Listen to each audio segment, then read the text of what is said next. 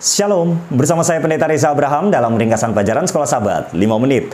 Di pelajaran yang ke-12 di triwulan ini kita belajar tentang Ester dan Mordekai. Kalau kita membaca dalam Yesaya pasal 49 ayat yang ke-6, kita mendapatkan informasi bahwa bangsa Israel dipilih oleh Tuhan untuk menjadi terang bagi bangsa-bangsa lain. Sehingga melalui bangsa Israel, maka keselamatan ini tersampaikan kepada bangsa-bangsa lain. Mari kita lihat pelajaran di belakang ini. Saya membagi pelajaran Sekolah Sabat sepanjang minggu ini menjadi 5 bagian seperti ini, berdasarkan per hari. Di pelajaran hari Minggu, kita melihat bagaimana bangsa Israel, dalam hal ini bangsa Yehuda, melalui Daniel bersama dengan ketiga rekannya, yaitu Sadrak, Mesak, dan Abednego, menjadi terang ketika mereka ada di Babel.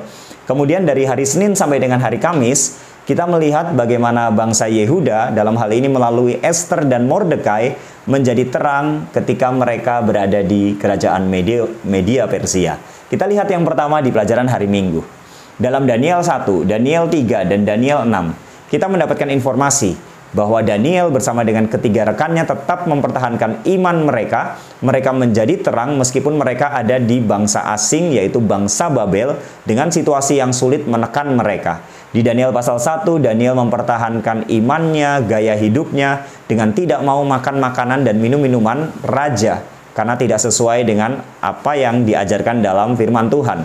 Kemudian dalam Daniel pasal 3, Sadrak, Mesak, dan Abednego tetap mempertahankan imannya untuk tidak menyembah patung buatan Raja Nebukadnezar, karena mereka tahu yang patut disembah hanyalah Tuhan Sang Pencipta.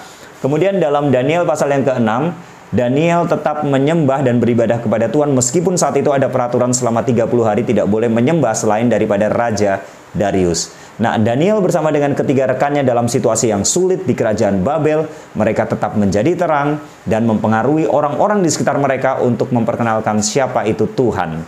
Kemudian di pelajaran hari Senin, dalam Ester pasal 2, kita mendapatkan informasi siapa itu Ester. Ester adalah sepupu dari Mordekai yang diangkat menjadi anak karena orang tuanya meninggal. Nah, secara khusus di ayat 9, ayat 10, dan ayat 15, kita mendapatkan informasi meskipun singkat, tapi kita mengerti, memahami bahwa Ester memiliki sifat karakter yang baik. Dalam ayat 9, dia punya karakter yang baik, sifat yang baik sehingga disukai oleh banyak orang. Kemudian ayat yang ke-10, dia adalah sosok yang menurut.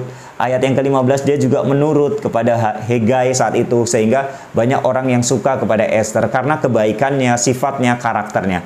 Jadi Ester tetap mempertahankan karakternya yang baik di tengah situasi orang-orang yang tidak mengenal Tuhan saat itu, sehingga orang-orang saat itu mengenal Tuhan melalui karakternya, sifatnya. Kemudian dalam pelajaran hari Selasa, Ester pasal 3, secara khusus sekarang kita melihat tentang Mordekai. Di ayat yang kedua, Mordekai tidak mau sujud kepada Haman, karena pada saat itu Haman diangkat oleh Raja Ahasveros untuk menjadi orang penting di kerajaan Medo-Persia. Ada peraturan untuk menyembah Haman saat itu, tapi Mordekai tidak mau sujud karena dia tahu hanya Tuhan yang patut disembah. Dan Mordekai saat itu memperkenalkan dirinya sebagai orang Yahudi yang menyembah Tuhan sebagai Sang Pencipta, sehingga pada waktu itu orang-orang mengenal Mordekai sebagai orang Yahudi dan mengenal tentang siapa itu Tuhan melalui Mordekai pada saat itu.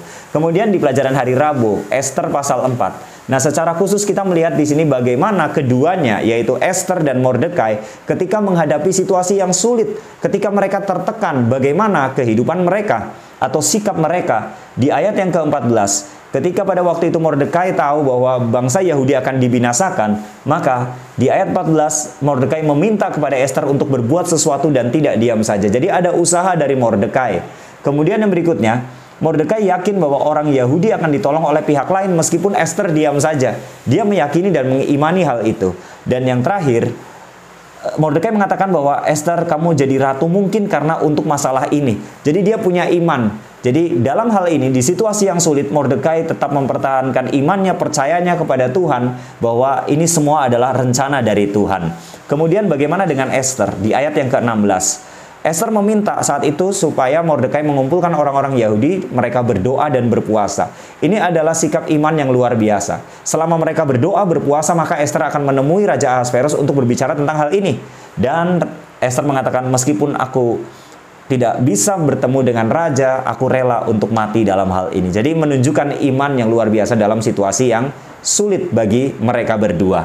Nah, apa hasilnya? Di pelajaran hari Kamis, di Ester pasal yang ke-9, Mordekai diangkat menjadi orang penting. kemudian orang Yahudi selamat karena memang ada peraturan kembali raja yang memberikan kepada orang Yahudi supaya mempertahankan kehidupan mereka, nyawa mereka pada saat itu. Bahkan kalau kita baca dalam Ester 8 ayat 17, banyak orang-orang non-Yahudi di sana, mereka masuk ke Yahudi karena mereka melihat bagaimana orang Yahudi ini sungguh luar biasa, ada pertolongan Tuhan di sana. Maka dalam hal ini kita melihat bahwa di tengah situasi yang sulit, baik Daniel maupun Sadrak, Mesak, Abednego, Ester maupun Mordekai, mereka ada di tempat asing, mereka tertekan, tapi mereka tetap menjadi terang, menyampaikan kabar keselamatan melalui kehidupan mereka, sifat karakter mereka, dan iman mereka, sehingga banyak orang baik di Babel maupun Medo-Persia mengenal Tuhan melalui kehidupan mereka. Inilah ringkasan pelajaran Sekolah Sabat sepanjang minggu ini. Tuhan memberkati.